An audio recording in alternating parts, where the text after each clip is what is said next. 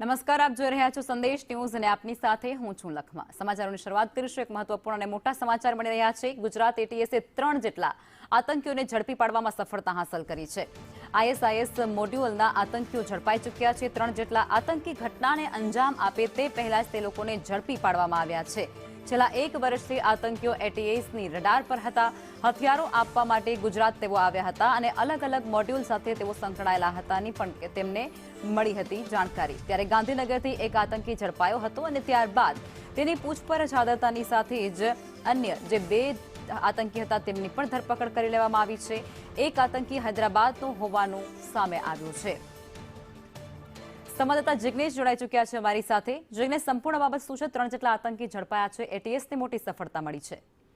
લખમાં વાત કરવામાં આવે તો ગુજરાત સહિત દેશભરમાં અલગ અલગ જગ્યાએ આતંકી હુમલા થાય તે પહેલા તેનું જે ષડયંત્ર રચનારા 3 આતંકીઓ છે તેમની ધરપકડ કરવામાં આવી છે।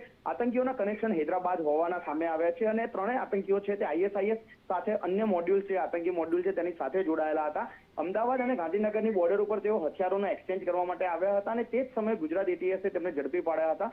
મહત્વનું છે કે જે આતંકીઓ છે તે ભારતમાં કોઈ જગ્યાએ આતંકી હુમલાને અંજામ આપવાનું કાવતરું રચી રહ્યા હતા અને તેના જ આધારે તમામની છે તે ધરપકડ કરવામાં આવી છે।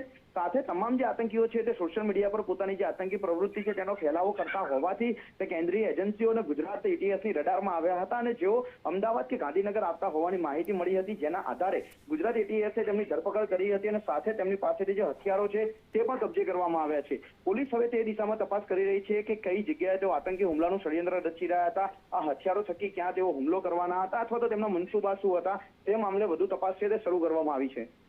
જિગ્નેશ, આભાર।